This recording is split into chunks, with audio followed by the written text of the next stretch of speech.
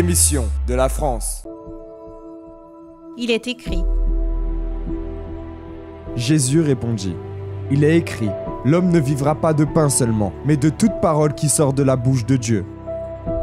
Maintenez votre esprit ferme dans la parole et ne cédez pas aux appels de votre cœur.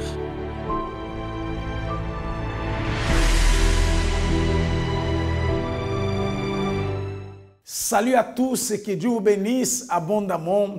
L'émission Depuis la France. Nous sommes ici pour y rester pendant quelques minutes et comme vous le savez, toujours notre but objectif, c'est de vous aider ainsi à pouvoir parcourir avec ce Dieu qui vous amènera à conquérir, à vaincre et surtout à être quelqu'un de réalisé dans les plans physiques, spirituels, enfin, dans tous les plans. Et pendant cette émission, nous vous montrerons des témoignages des personnes justement qui, pour avoir cru et manifesté leur foi en Dieu, aujourd'hui, elles sont épanouies. Vous savez, je vais m'adresser à vous qui vous sentez étant quelqu'un de vide. Et peut-être vous demandez qu'est-ce que c'est être quelqu'un de vide. Quelqu'un de vide est quelqu'un qui, dans son intérieur, il ressent une tristesse, une amertume, une angoisse, sans avoir même raison de vivre. Enfin, il n'y a pas de motivation. La personne, elle finit par se sentir une personne malheureuse, une personne abandonnée par tous.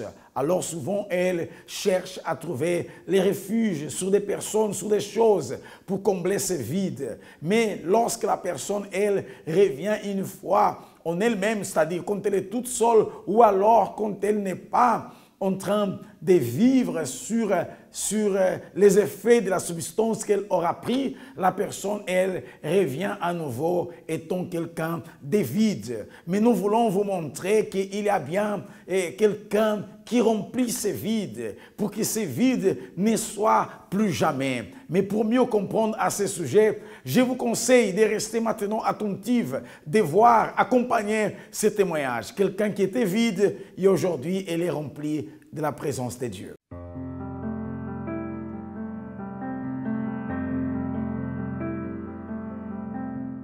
Alors, ma vie avant d'arriver au centre d'accueil était complètement détruite. Je venais d'être licenciée économiquement. La société où je travaillais depuis 13 ans avait été liquidée. Donc on était 150 employés à être tous licenciés. Hein. Et c'était un coup très très dur pour moi parce que ça faisait 13 ans que je travaillais là-bas.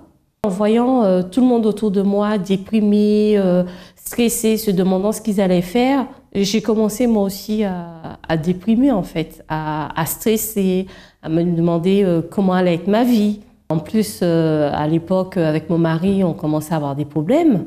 Donc ça n'allait plus entre nous. Il ne rentrait plus à la maison. Je ne le voyais plus. Je restais 1 mois, 2 mois sans le voir. Et quand il entrait, il était toujours énervé, il criait, on ne pouvait pas se parler. Je ne le supportais plus.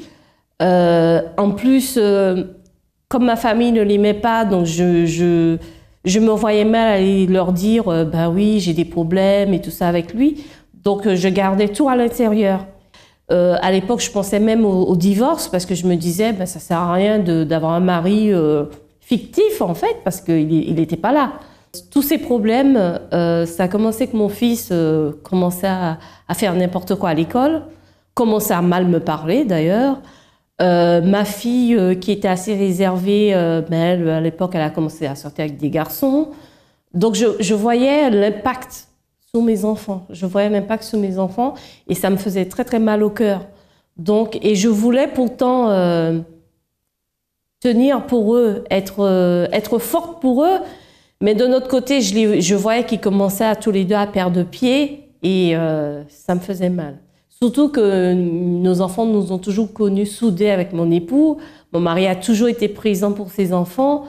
Et moi, je n'arrivais pas à leur expliquer pourquoi leur père n'était jamais là. Donc, c'était très difficile.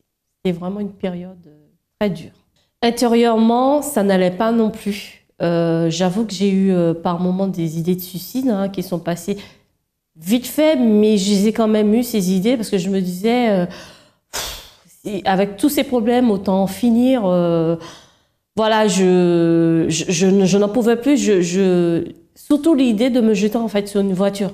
J'avais beaucoup de mal à dormir à l'époque. Je faisais de l'hypertension à 18, 19. J'avais des problèmes d'estomac. Alors j'ai connu le centre d'accueil. J'ai eu tout de suite des personnes qui m'ont prise en main, qui m'ont expliqué qu'il fallait faire les chaînes de prière du vendredi de la délivrance, qu'il fallait que je vienne aussi le dimanche. Et le vendredi d'après, tout de suite, j'ai commencé à faire mes chaînes de prière du vendredi. Est arrivé en été 2014 la campagne d'Israël. Et là, franchement, je ne me suis même pas posé de questions, quoi. Je me suis dit, oh, ça c'est pour moi. Ça, comme les personnes à la télé, ça c'est pour moi, j'y vais. Donc j'ai fait la campagne d'Israël. J'ai fait aussi les jeunes de Daniel. Les jeunes de Daniel sont arrivés, alors là, ça a été magnifique. Parce que j'ai jamais connu ça avant. J'étais toujours quelqu'un qui avait toujours prié, mais je ne savais pas ce que c'était le Saint-Esprit. Aujourd'hui, ma vie a complètement changé. Vraiment, j'ai la paix. Mon mariage est complètement transformé.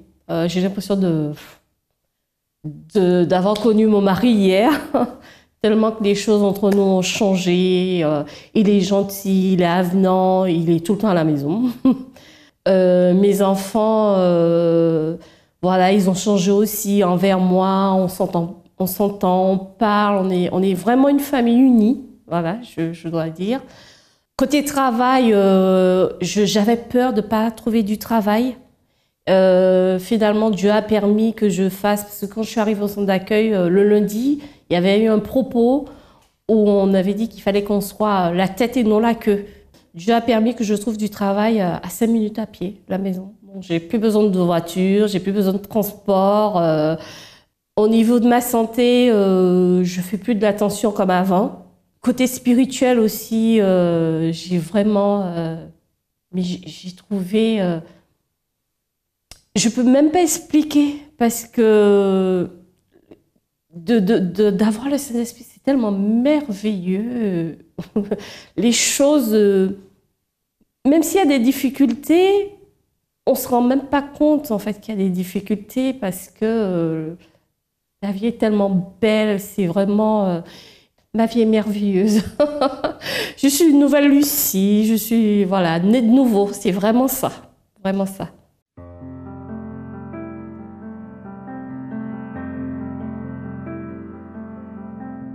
Madame Lucie est justement l'exemple de quelqu'un qui était vide. Après qu'elle a été licenciée, Madame Lucie, elle a commencé à déprimer. Madame Lucie, elle a perdu vraiment les repères au niveau familial. Elle a cogité, elle a pensé au divorce. Son fils aussi était devenu quelqu'un de très problématique. Et dans cette situation, Madame Lucie, elle s'est sentie vide. Elle a trouvé les refuges sur des choses, sur des personnes. Vous savez qu'il y a des personnes qui finissent par entrer dans le monde du vice à cause du vide. Que ce soit le vice des drogues, d'alcool, même le vice de sortir la nuit, aller dans les boîtes de nuit, comme d'autres aussi se réfugient dans la nourriture. Enfin, d'autres finissent par se réfugier en ayant ces vices d'aller faire des achats, d'aller faire des courses d'une façon impulsive. C'est vide que la personne est là. Pour enlever ces vides, il n'y a que la présence de Dieu. Et Madame Lucie, à un moment donné, elle a cherché ces dieux. À un moment donné, elle a fini par aller au centre d'accueil universel et chercher la présence de Dieu. Aujourd'hui, elle est remplie de la présence de Dieu. Elle est transformée. Parce que si avant, à cause de ces vides, elle ressentait des choses dans son corps, dans son physique, au point d'éprouver des douleurs dans son estomac. Il y a des personnes qui ne comprennent pas. Et elle souffre avec toutes sortes de douleurs dans son corps en raison de ces vides. Alors, nous vous conseillons, nous vous appelons à ce que vous puissiez aujourd'hui même, mercredi, chercher la présence de Dieu. D'ici peu, nous allons revenir avec vous pour parler au sujet de la campagne d'Israël, où le faible, il dit « Je suis fort ». Peut-être vous êtes quelqu'un qui est là affaibli en ce moment. Vous êtes là découragé. Sachez que l'Éternel, il vous appelle pour que des faibles, vous devenez quelqu'un de fort. Et pour mieux comprendre cela, voyons encore un autre témoignage.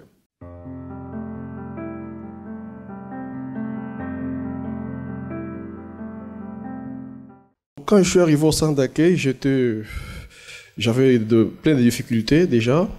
J'avais des problèmes d'instabilité. Et tout ce que j'ai gagné, ça partait.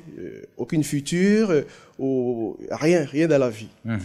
Et du coup, quand j'étais invité, je suis venu et j'ai commencé à participer dans les réunions. J'ai commencé à écouter la parole et j'ai pratiqué. Et voilà, Dieu a commencé à faire des signes. Et les plus grands signes que j'ai remarqués, déjà, Dieu a commencé à me donner la vision, une autre façon de voir les choses. Par rapport à la parole qui sortait de l'autel, j'ai vu ma vie que je vivais, qu'il fallait faire quelque chose. Et là, effectivement, j'avais un projet déjà, parce qu'en fait, 8 mois après, quand j'étais invité, mon épouse qui m'a invité, j'ai commencé à l'approcher, finalement, donc je l'ai fiancé. Et puis, il y avait un projet de mariage. Quelqu'un qui veut se marier, il n'a rien.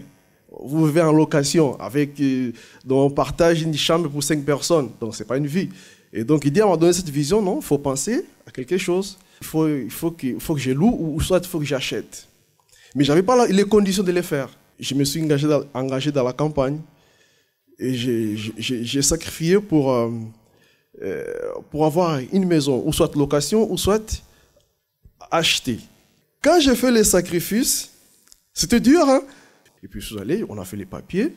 Et du coup, je me retrouvais, j'étais en 5 personnes dans une chambre, je me suis retrouvé avec 70 mètres carrés, un appartement quasiment neuf, dans un quartier chic à Lisbonne. Sans avoir la condition. Sans avoir les conditions. J'ai décidé de venir ici en France.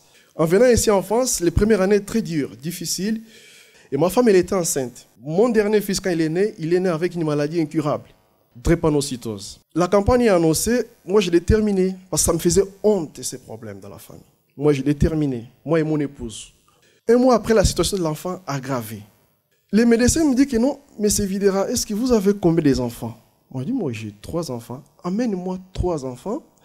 Il y a une possibilité de guérir Romain. Si un enfant est compatible avec Romain, il y a une possibilité, mais il faut que ça soit un enfant, même père, même mère. Moi je dis, vous n'inquiétez pas. Donc on a autorisé.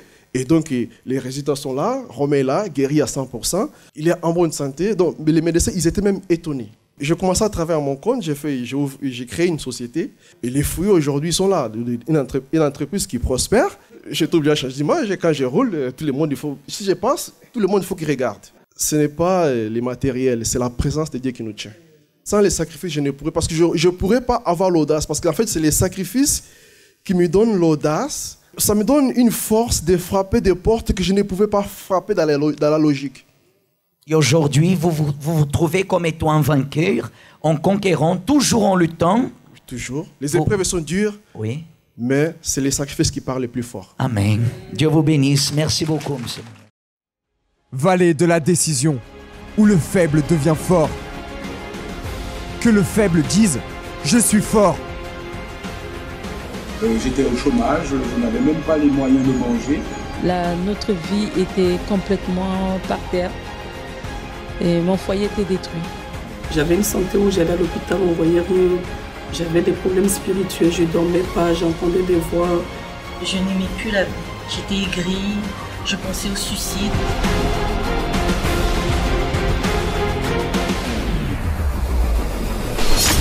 De la faiblesse à la force.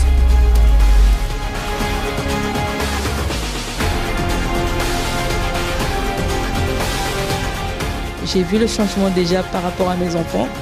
Ma santé, aujourd'hui, je suis guérie de toute maladie. Les néphrologues, ils ont trouvé que mes reins ont commencé à fonctionner comme si je venais de naître. Pour ma délivrance totale, et j'ai eu ma délivrance totale. On est rentré dans la concession, on a marché, on a déterminé, on a vu le modèle.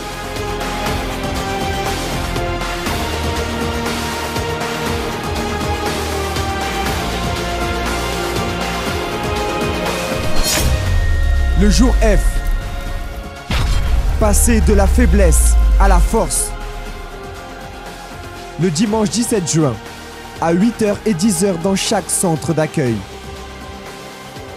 Ainsi qu'à 6h et midi au siège.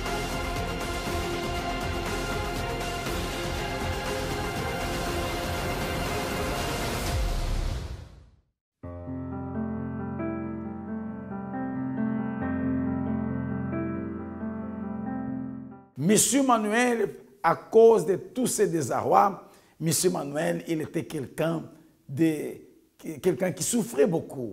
Lui qui avait cette charge, cette responsabilité de sa famille, lui qui était le chef de la famille, il voyait sa famille qui vivait dans un petit studio, dans de mauvaises conditions. Et son fils, en plus de cela, était malade, la maladie de la drépanocytose. Il souffrait, son enfant. Et M. Manuel, étant faible devant tous ces problèmes, il a fini par comprendre que la solution était l'autel. Mais pour qu'il aille à l'autel, il fallait qu'il soit fort. Pour cette raison, par l'œuvre et pouvoir du Saint-Esprit, il est devenu quelqu'un de fort parce qu'il s'est appliqué à chercher à Dieu. Des faibles, il est devenu fort. Par sa foi, aujourd'hui, il voit son enfant guéri, en bonne santé, mais surtout qu'il ne vit plus dans les conditions déplorables des misères qu'il vivait. Aujourd'hui, il a son propre appartement. Aujourd'hui, il a une vie qui prospère, une vie qui réussit. Pourquoi? Parce qu'il a cherché la face de Dieu. Chers amis, nous vous invitons aussi à ce que vous vous joigniez à nous au 254 rue du Faubourg Saint-Martin, dans le 10e arrondissement de Paris. Nous y serons aux horaires de 7h, de 10h, midi, 15h et 20h. On sait mercredi. C'est mercredi fort. C'est mercredi pour ceux qui sont forts. Si vous dites que vous êtes fort, alors ne laissez pas passer cette opportunité. Pour avoir plus de renseignements, appelez notre ligne de téléphone 01 53 35 85 11. Quelqu'un vous répondra pour vous donner l'orientation. Mais que les faibles disent « Je suis fort ». Regardons, voyons un autre témoignage.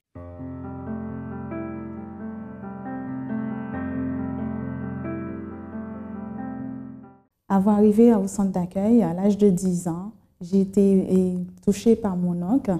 Et à l'âge de 16 ans, je vivais chez une cousine de ma mère. Et cet homme-là m'a abusée pendant 5 ans. Et ma mère, elle ne me croyait pas. Je voulais expliquer ça à ma mère, elle ne voulait pas me comprendre. Mais cet homme-là, elle a toujours mis de l'argent sous mon oreiller pour ne pas parler. Mais un jour, c'est un moment, je voulais parler ça avec la cousine de ma mère, sa femme. Et sa femme ne voulait pas comprendre. Et c'est là que j'ai pu essayer de me sortir, mais je n'arrive pas à m'en sortir. Mais lui, il m'a toujours mis dans une chambre pour regarder toutes les films qu'il est en train de regarder. Moi, je devais faire ce qu'il est en train de faire à la télé. Je suis arrivée en France avec une tristesse, angoisse, amertume.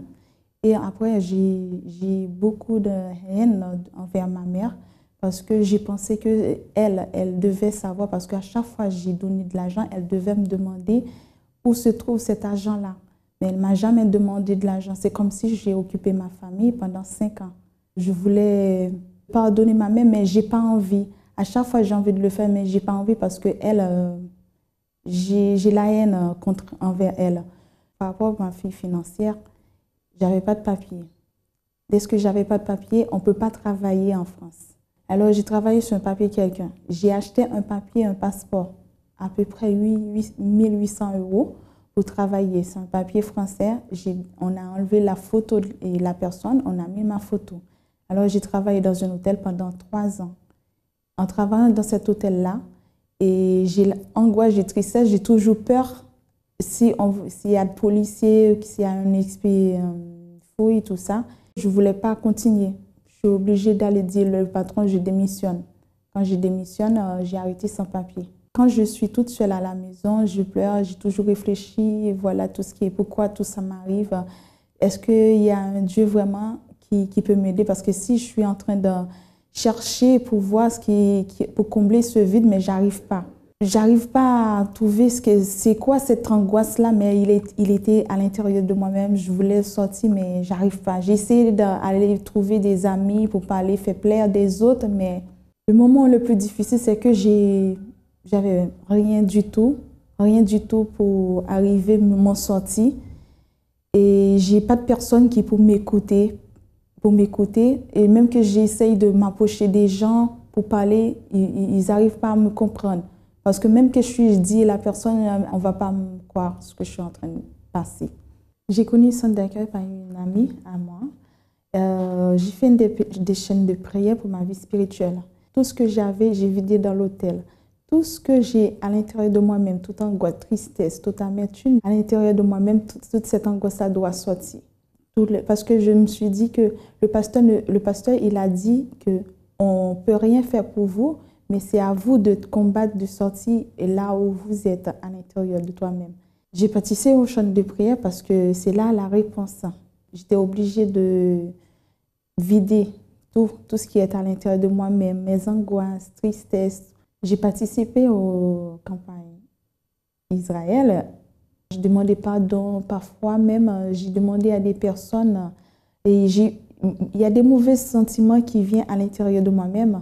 Je suis obligée de demander pardon, même que j'ai rien avec cette personne-là, je suis obligée de demander pardon. Même ma soeur, elle a fait 3 mois, elle n'a pas parlé avec moi. On a fait 3 mois, on n'a pas parlé et moi j'ai quitté la maison, je suis allée vivre avec une amie avec moi.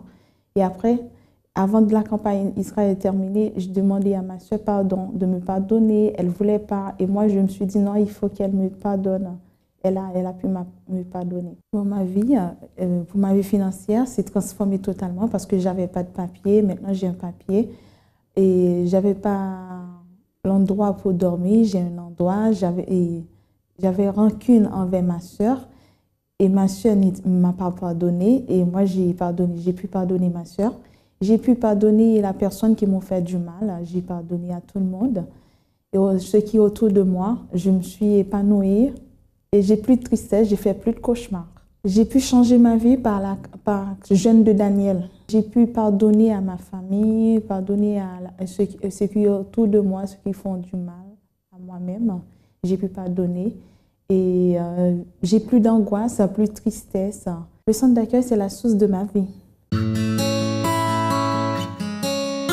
Tu connais mon vouloir et tu connais ma foi. Tu connais mon chemin et mon histoire. Le monde j'ai laissé, ma vie je t'ai remis. Et ceci fut le meilleur de tous mes choix.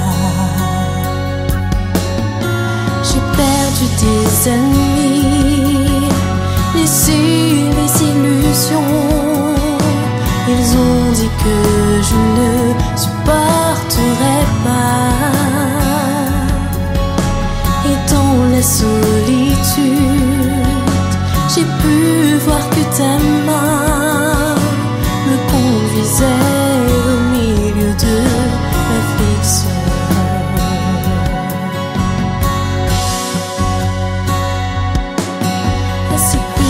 Je l'avais su, comme il est bon de te suivre. Tout ce dont je ne l'aurais pas perdu. Maintenant que je t'ai rencontré, plus jamais je ne te laisserai. Car tu es le meilleur de tous mes choix. Et si plutôt je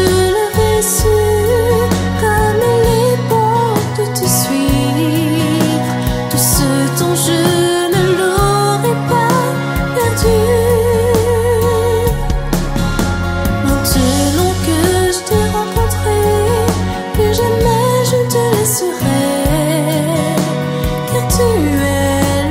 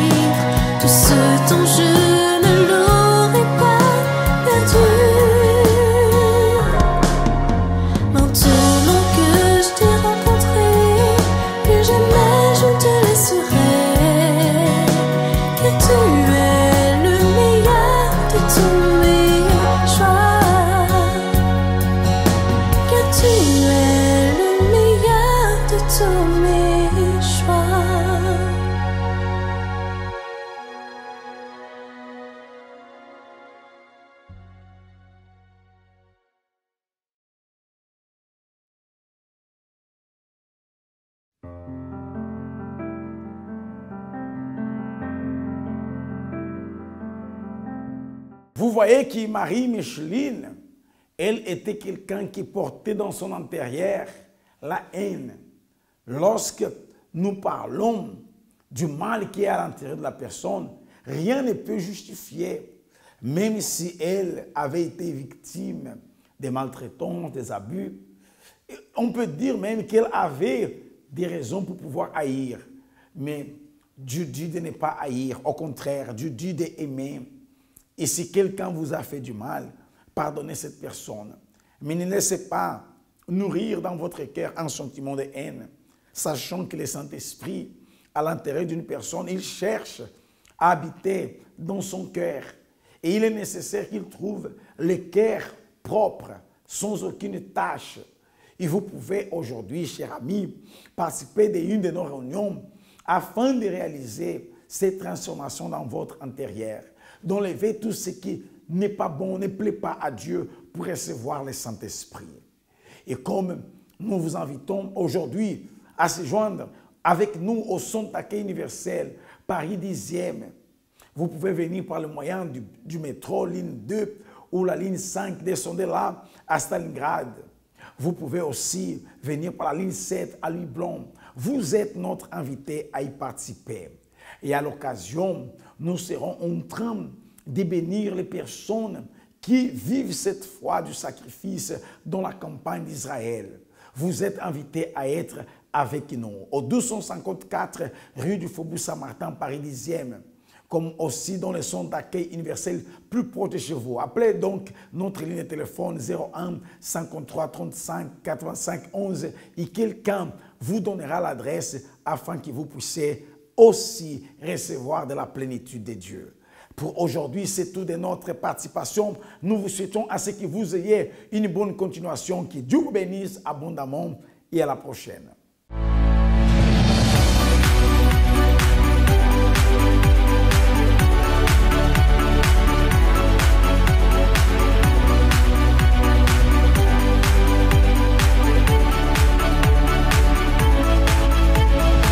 Émission de la France.